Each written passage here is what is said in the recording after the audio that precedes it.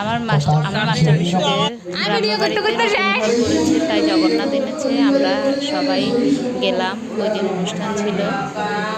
সবাই ভিডিওটা দেখতে থাকুন, ভালো লাগবে।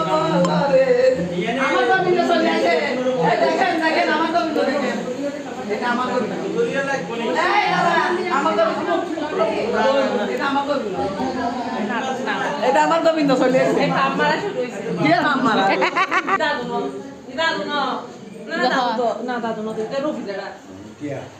ও আচ্ছা, ভালো আছেন নি?